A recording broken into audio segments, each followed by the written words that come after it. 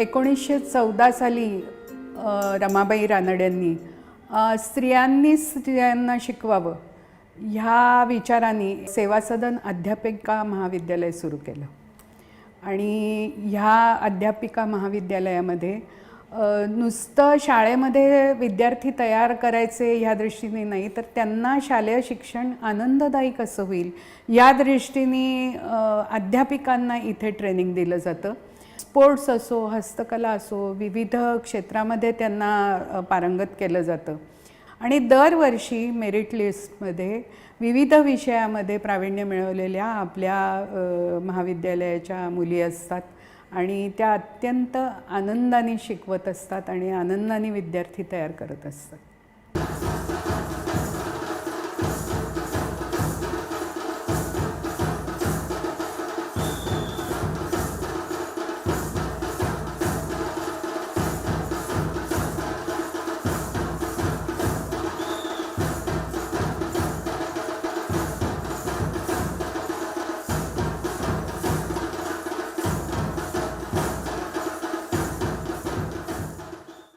एकशे 8 वर्ष अध्यापिका विद्यालयाला पूर्ण झालीत। सातत्याने इतकी म्हणजे शतकोत्तर कार्यकाळ आता चालू आहे, तर सातत्याने एवढी वर्ष म्हणजे त्याच्यामध्ये समाज किती बदलत गेला असेल, त्याप्रमाणे अध्यापन पद्धती बदलत गेल्या असेल, विद्यार्थिनींचा स्तर बदलत गेला असेल, वय बदलत गेलं असेल, शैक्षणिक अर्हता बदलत गेली असेल, पण सातत्याने एका विशिष्ट उद्देशाने एका विशिष्ट दिशेने अतिशय प्रेरणेने हे काम चाललेलं आहे आणि प्रामुख्याने हाच उद्देश आहे की इथे तयार होणारी शिक्षिका म्हणजे छात्र शिक्षिका ते शिक्षिका हा जो प्रवास आहे हा प्रवास जास्तीत जास्त चांगल्या पद्धतीने कसा होईल आणि बाहेर पडणारी शिक्षिका म्हणजे जे आउटपुट आहे ते समाजाला काहीतरी योगदान देणारं असलं पाहिजे, याच्यासाठी आम्ही प्रयत्न करत असतो।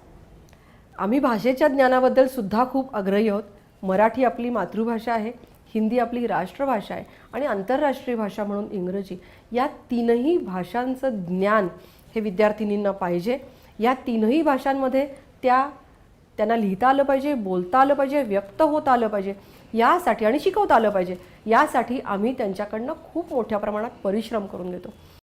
What is special is that his rationalism is still being ignored by his followers and the opponents. Savarkar says that it is the duty and religion of intellectuals to increase the devotion of science.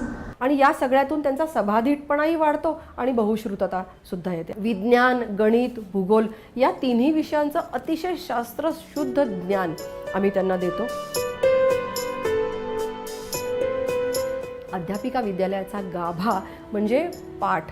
आमचा प्रत्येक शिक्षक, आमचे प्राध्यापक नमुना पाठ घेऊन दाखवतात आणि त्या नमुना पाठानुसार प्रत्येक विद्यार्थिनीला गायडन्स दिला जातो। प्रत्येक मुलगी शाळेमध्ये जाऊन आपण कसा पाठ घेऊ शकतो याचं प्रात्यक्षिक करते।